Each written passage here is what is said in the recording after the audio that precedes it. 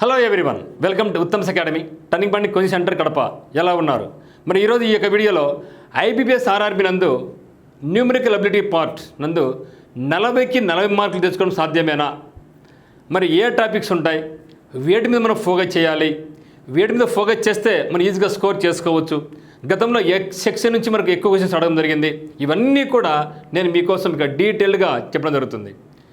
చూడబోయే ముందుగా కంపల్సరిగా ఎవరికైతే అర్హత ఉందో మీరందరూ కూడా ఈ యొక్క ఐబీపీఎస్ ఆర్ఆర్బీ ఆఫీస్ అసిస్టెంట్ అయితేనేమి, ఆఫీసర్ స్కేల్ 1 అయితేనేమి కంపల్సరీగా అప్లై చేయండి. మీ ఫ్రెండ్స్ కానీ రిలేటివ్స్ కానీ ఉంటే అప్లై చేయించండి కూడా.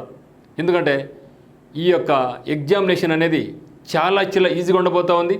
ప్రిలిమ్స్లో ఇంగ్లీష్ ఉండదు, లోకల్గా మనం జాబ్ చేసుకోవచ్చు. ఇన్ని బెస్ట్ అవకాశాలు ఉన్నాయి కాబట్టి దీన్ని ఎక్కువ ఫోకస్ చేయమని చెప్తున్నాం. ఏ బ్యాంక్ ఎగ్జామ్స్తో పోల్చుకున్నా కూడా ఈ యొక్క ఐపీఎస్ ఆర్ఆర్బీ అనేది చాలా ఈజీగా ఉంటుంది. మరి మీ అందరి కోరిక మేరకు ఖచ్చితంగా ఈ యొక్క బ్యాంక్స్ ఎగ్జామ్స్ అయిపోయేంత వరకు నేను మీకంటూ తోడుగా ఉంటాను. ఒక మంచి గైడ్ మెంటర్ లాగా పనిచేస్తాను. మీరు కూడా ఫాలో కండి, బాగా సీరియస్గా ప్రిపరేషన్ కొనసాగించండి. మీకు ఎప్పుడు ఏ డౌట్ వచ్చినా సరే మన యొక్క మొబైల్ నెంబర్కి మెసేజ్ పెట్టండి లేదా కాల్ చేయండి. సో మీకు నేను కంపల్సరీగా వాటికి రిప్లై చేయడం కూడా జరుగుతుంది. మరి ఇక how to get 40/40 marks in arithmetic. ఇప్పుడు మీకు నవ్వు రావచ్చు, 40కి 40 హౌ ఇట్ ఈస్ పాసిబుల్ అనేసి. బట్ గతంలో చాలామంది మన యొక్క స్టూడెంట్స్ ప్రిలిమినరీ ఎగ్జామినేషన్లో 40కి 40 మార్క్స్ తెచ్చుకోవడం జరిగింది. అందుకే నేను కూడా చెప్తున్నాను, ఇది సాధ్యమే. మరి మీరు అయితే మాత్రం కొందరు ఏం చేస్తారంటే, నాకు ఆఫీసర్ ఉద్యోగం ఎక్కడలే, నాకు రాదులే అని కొందరు, నాకు కంపల్సరీ ఆఫీసర్ ఉద్యోగం కావాలని కొందరు, ఇది కావాల్సిన వాళ్ళు ఇది అప్లై చేయరు, ఇది కావాల్సిన అది అప్లై చేయరు. నేనేమంటే మనం ఎటు ప్రిపేర్ అవుతున్నాం, same preparation, same syllabus, same pattern కాబట్టి కంపల్సరీగా మీరు ఇది అప్లై చేయండి, ఇది కూడా అప్లై చేయండి.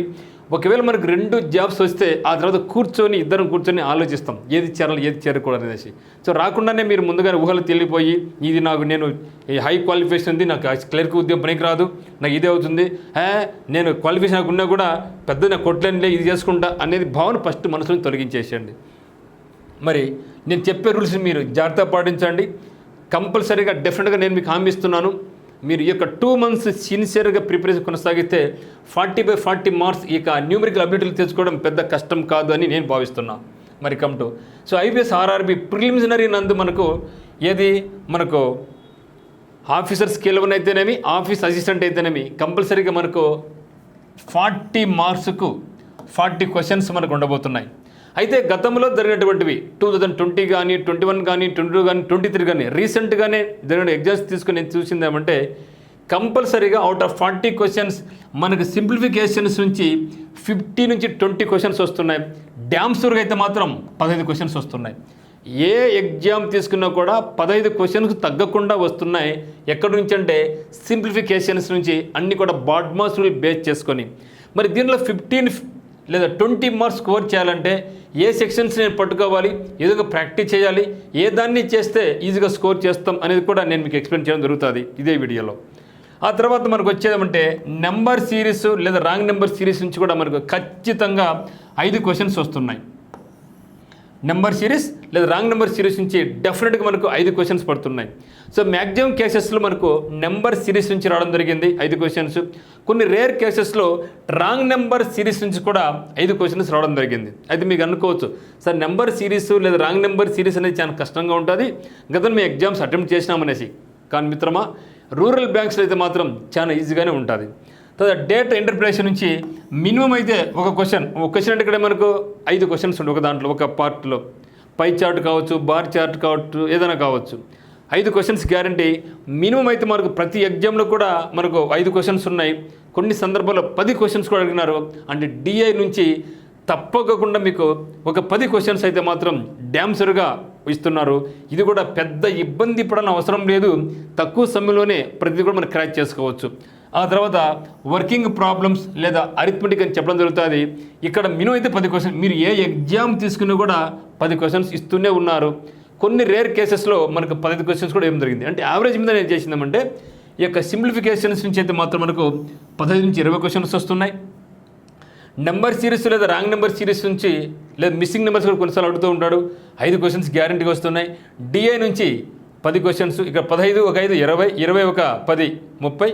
ఇక వర్కింగ్ ప్రాబ్లమ్స్ అంటే అరిథమెటిక్ నుంచి 10 క్వశ్చన్స్ తగ్గకుండా వస్తున్నాయి. కొన్ని సందర్భాల్లో అటు ఇటుగా తీసుకుంటే మనకు ఒక 5 క్వశ్చన్స్ ఎక్కువ తక్కువ తీసుకున్నా కూడా ఈ సెక్షన్స్ మాత్రం మనకు వస్తాయి మిత్రమా. సో మరి క్వశ్చన్ ఎగ్జామ్ ఎట్లుంది అని చూస్తే మీరు ఎప్పుడైనా తీసుకోండి.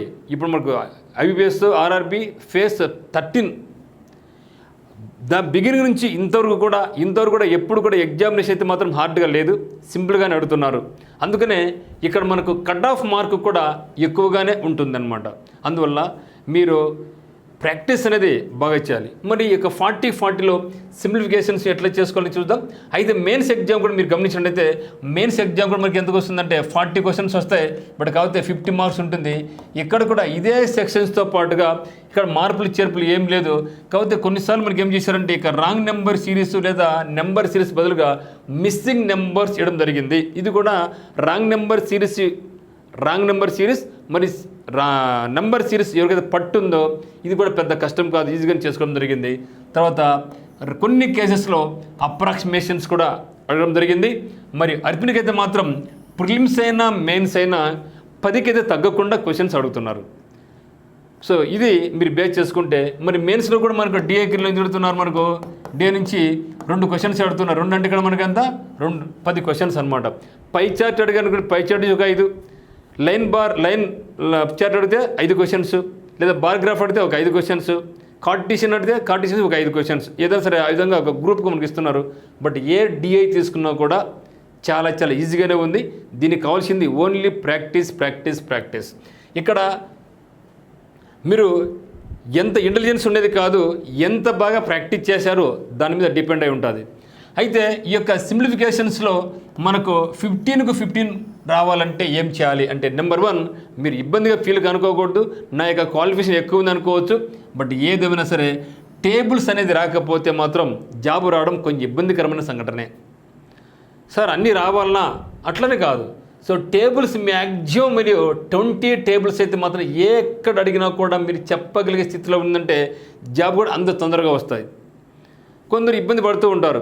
సో నేను చెప్పేది ఏమంటే మ్యాక్సిమం ట్రై చేయండి. ఇన్ కేసు మీకు ట్రై చేసినా కూడా మీకు ఇబ్బందిగా ఉంది అనుకుంటే అప్పుడు మీరు ఏం చేస్తారంటే అట్లీస్ట్ రోజు ఒక 2 సార్లు మీరు టేబుల్స్ అయితే చూస్తూ ఉండండి.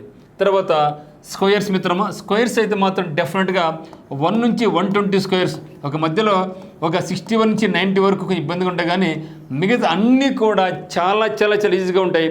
ఇవన్నీ కూడా నేను మీకు యూట్యూబ్ ద్వారా మీకు అందించడానికి నేను ట్రై చేస్తాను. ఇవి 1 to 120 మీరు ఈజీగా గుర్తుపెట్టుకోవచ్చు.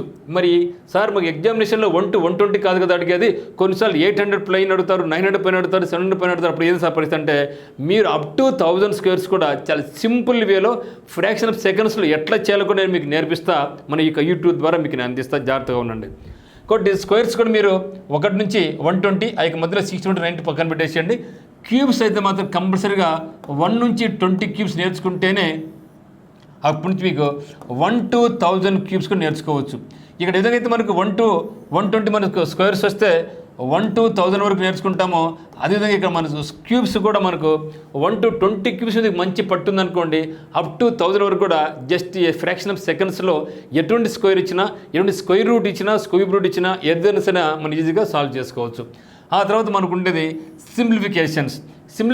ముఖ్యంగా మనకు కావాల్సింది ఇది లింక్డ్ విత్ టేబుల్స్ లింక్తో ఉంటుంది, స్క్వేర్స్ లింక్ అయి ఉంటుంది, క్యూబ్స్ కూడా లింక్ అయి ఉంటుంది, మరియు నెంబర్ సిరీస్తో కూడా ఇవి లింక్ అయి ఉంటాయి. ఏవి టేబుల్స్ కావచ్చు, స్క్వేర్స్ కావచ్చు, క్యూబ్స్ కావచ్చు. ఇవన్నీ కూడా మనకు సింప్లిఫికేషన్తో పాటుగా మనకు ఏముంటుంది నెంబర్ సిరీస్ లేదా రాంగ్ నెంబర్ సిరీస్తో కూడా మనకు కొన్నిసార్లు రీజనింగ్లో కూడా మనకు ఆడ్ మ్యాన్ అవుట్లో కానీ అక్కడ నెంబర్ సిరీస్లో కానీ ఇవన్నీ కూడా మనకు లింక్ అయి ఉంటాయి. కాబట్టి ఇది చాలా చాలా ప్రామాణికం. వీలైతే మీరు ఎగ్జామ్ వరకు మీరు ప్రతిరోజు ఒక 20 minutes మీరు కేటాయించుకొని, ఎక్కువ అంతా అవుతుంది, సో 20 minutes కేటాయించుకొని ఇక టేబుల్స్ అయితేనేమి, స్క్వేర్స్ అయితేనేమి, క్యూబ్స్ అయితేనేమి మీరు చేస్తూనే ఉండాలి. దాంతోపాటుగా ఎందుకంటే మనకు 40 క్వశ్చన్స్, 50 నుంచి 20 క్వశ్చన్స్ ఓన్లీ సింప్లిఫికేషన్స్. కాబట్టి ప్రతిరోజు క్రమం తప్పకుండా ఒక స్పీడ్ మ్యాథ్స్ చేయండి, ఒక స్పీడ్ మ్యాథ్స్. ఇవి మీకు రకరకాల బుక్స్ మార్కెట్లో ఉంటాయి, నేను కూడా బుక్స్ మీద కూడా ఒక వీడియో చేస్తాను. సో దాంతోపాటుగా మనకి యాప్లో అయితే మాత్రం వీటి మీద దాదాపుగా 40 నుంచి 50 టెస్టులు మీకు పెట్టడం జరుగుతుందన్నమాట. ఆ తర్వాత డేట్ ఇంటర్ప్రిటేషన్ కూడా పెద్ద కష్టం కాదు.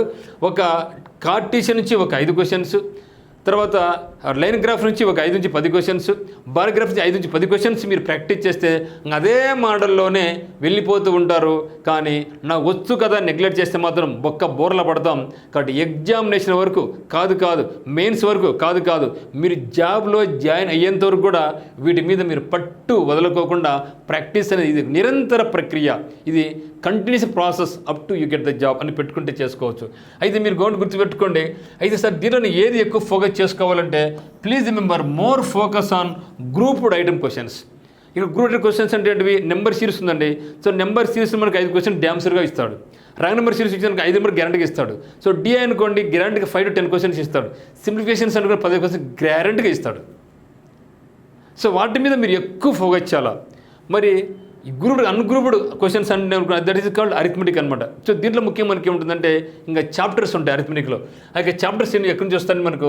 పర్సెంటేజ్ నుంచి కానీ, సింపుల్ ఇంట్రెస్ట్ కాంపౌండ్ ఇంట్రెస్ట్ నుంచి కానీ, ప్రాఫిట్ అండ్ లాస్ నుంచి కానీ, పార్ట్నర్షిప్ నుంచి కానీ, రేషన్ ప్రొపర్షన్ నుంచి కానీ, యావరేజ్ నుంచి మరి ఏజెస్ నుంచి కానీ, టైమ్ అండ్ వర్క్ నుంచి కానీ, స్పీడ్ అండ్ డిస్టెన్స్ నుంచి కానీ, మెన్సురేషన్ నుంచి కానీ, వీటి ఇది ప్రాబిలిటీ వీటి అన్నింటి మీద కూడా ఇది మనకు ఒక్కొక్క క్వశ్చన్ అడుగుతారు.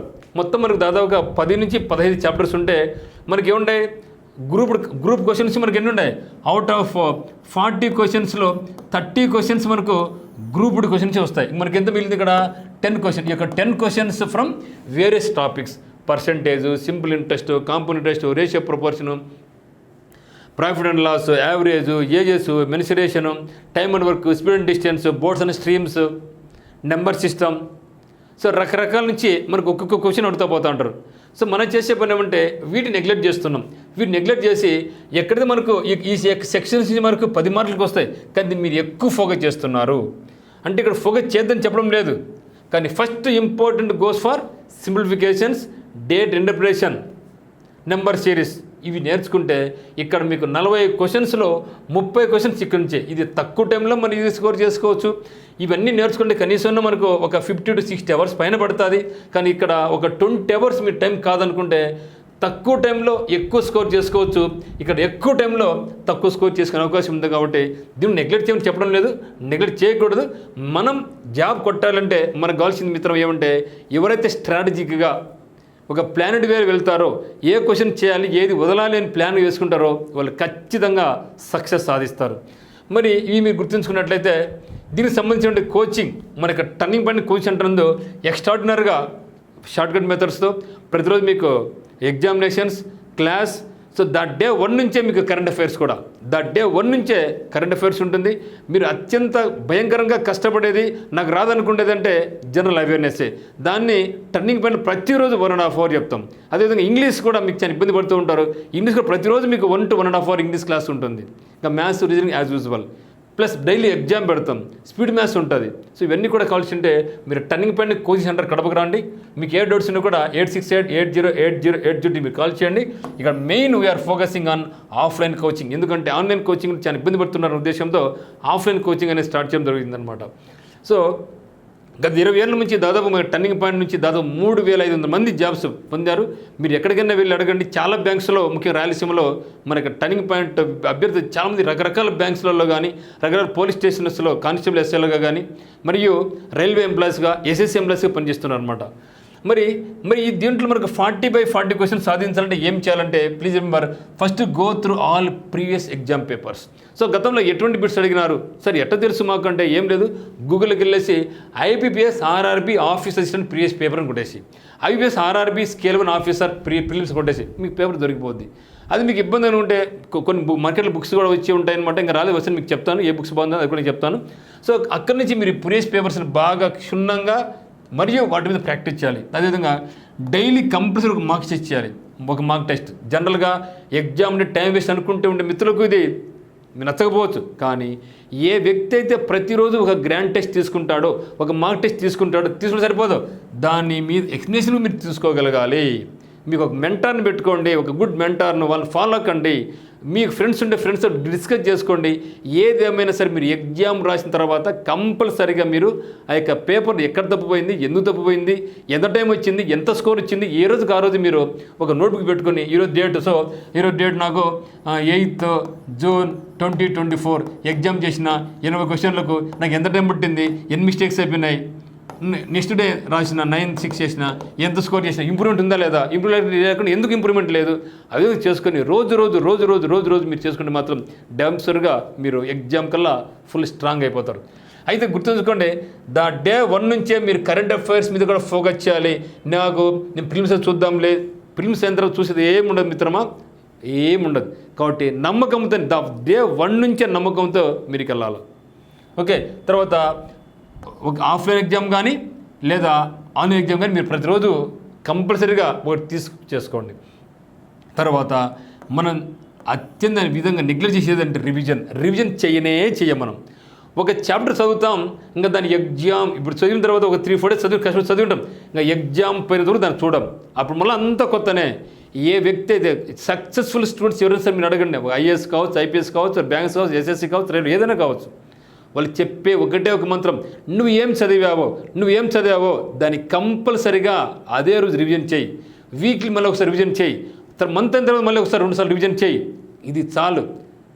అంతకాకుండా మనం వదిలేసి రకరకాల బుక్స్ కొనుక్కొని రకరకాల యూట్యూబ్లు ఆర్టీవీ ఇవన్నీ చూసుకొని అనవసరమైన ఇక్కడ టైం వేస్ట్ చేసుకుంటాం మిత్రమా. ఒక బుక్కుని తీసుకో, ఫాలో కా, దాన్ని బాగా రుబ్బి పడేసాయి, ఖచ్చితంగా జాబ్ దొరుకుతుంది. ఓకేనా. సో తర్వాత బుక్స్ ఏమేమి కొనుక్కోవాలి అనేది కూడా ఇంపార్టెంట్. ఇక్కడ బుక్స్ మీరు ఏం చేయాల్సి అంటే, మీకు ఏ బుక్స్ ఇంకా ప్రస్తుతం మార్కెట్లో ఇంకా రాలేదు, ఆ మార్కెట్లో బుక్స్ వచ్చిన వెంటనే నేను బుక్స్ గురించి నేను చెప్తాను. తర్వాత గ్రూప్ డిస్కషన్స్ కూడా చాలా ఇంపార్టెంట్. ఇక్కడ గ్రూప్ డిస్కషన్ ఏమంటే, మీరు కోచింగ్ వచ్చారనుకోండి, టర్నింగ్ పాయింట్కి వస్తే ఇక్కడ రకరకాల విద్యార్థులు ఉంటారు, వాళ్ళతో మీరు డిస్కస్ చేసుకోవచ్చు. టాపర్స్ ఉంటారు, మీడియేటర్స్ ఉంటారు, కొత్త వాళ్ళు ఉంటారు, అందరూ ఉంటారు. వాళ్ళతో మనం షేర్ చేసుకోవచ్చు మన యొక్క నాలెడ్జ్ని, వాళ్ళతో పోటీ పడవచ్చు. వాళ్ళు ఎంత స్కోర్ వస్తుంది, నాకు ఎంత స్కోర్, ఒక కాంపిటీషన్ తెలుస్తుంది అనమాట. అది ఇంట్లో కూర్చొని మొబైల్ చూసుకుంటే కాంపిటీషన్ ఏం తెలియదు. సో మనం ఎంత కష్టపడినా కూడా మీరు ఆన్లైన్లో కూడా ఎంత ఖర్చు అవుతుందో ఆఫ్లైన్ అయినా ఖర్చు ఎక్కడ వస్తుంది. ఎందుకంటే టైం వేస్ట్ అవుతుంది, ప్రింటర్ని తీసుకోవాలి, ఎవరు ఉండరు. సో కాబట్టి ఇక్కడ వచ్చి మీకు బాగుంటుంది గ్రూప్ డిస్కషన్. ఇన్ కేసు మీరు రాలేకపోయినారు, లేకపోతే కోచింగ్ తీసుకున్నారు, అప్పుడు ఏం చేయాలి, మీకు ఒక బెస్ట్ ఫ్రెండ్ని మీరు తోడుగా పెట్టుకోండి, అతనితో డిస్కస్ చేయండి, అతనితో ఎగ్జామ్ రాయండి. ఆ ఎగ్జామ్ రాసినప్పుడు సొల్లు కబులు చెప్పుకోమాకండి, నీతిగా నిజాయితీగా ఎగ్జామ్ రాయండి. తప్పుపోతే ఒప్పుకోండి. ఆ విధంగా చేస్తే కూడా మీకు మంచి రిజల్ట్ మీకు వస్తుంది. ఎందుకంటే నేను కూడా మీలాగా ప్రిపేర్ అయినప్పుడు ఈ గ్రూప్ ఆఫ్ 4 members మేము ప్రిపేర్ అయినాం. కోచింగ్ వెళ్ళాం, ఆఫ్లైన్ కోచింగ్ వెళ్ళాం, బ్రహ్మాండం చదువుకున్నాం. Out of 4 members 3 members got job. అందరూ మంచి పొజిషన్ అందరూ ఉన్నారన్నమాట. మరి ఉదయం ఏం సార్, అతను కూడా ట్రై వచ్చేది, కానీ అతను ఈ ఫీల్డ్ వద్దనేసి వేరే ఫీల్డ్కి వెళ్ళాడు. అతను కూడా ఇప్పుడు ఒక ఫీల్డ్ సాఫ్ట్వేర్ ఫీల్డ్ ఇచ్చాను, మంచిగా అతను కూడా ఉన్నాడు అనమాట. సో కాబట్టి ఎవరైతే గ్రూప్ డిస్కస్ చేస్తారో ఏ ఒక్క అభ్యర్థి నష్టపడు, ప్రతి ఒక్కరు కూడా బాగుపడతారు. సో కుళ్ళు పక్కన పెట్టేసేయండి. తర్వాత డైలీ షెడ్యూల్ వేసుకోండి. ఏ టైంలో ఏం చేయాలి, ఎప్పుడు నిద్ర వేయాలి, ఎప్పుడు పడుకోవాలో, ఎప్పుడు తినాలా, ప్రతిదీ కూడా టైం. ఏ వ్యక్తి అయితే టైం ఫాలో అవుతాడో ఖచ్చితంగా అతను డ్యామ్సోర్గా తన యొక్క లైఫ్లో అనుకుని సాధిస్తాడు మిత్రమా. కాబట్టి ఎప్పుడైనా సరే ఒక ప్రధాన మనకి ఏమంటే ఒక షెడ్యూల్ మనకు కంపల్సరీ ఉండాలి. తర్వాత ఇంకోటి కలిసి ముఖ్యం ఉంటే మీకు ఏమంటే స్పీడ్ అండ్ అక్యురసీ ఉండాలి. సో స్పీడ్ అండ్ అక్యురసీ లేకపోతే మనం చాలా ఇబ్బంది పడతాం. Speed and accuracy is very very important.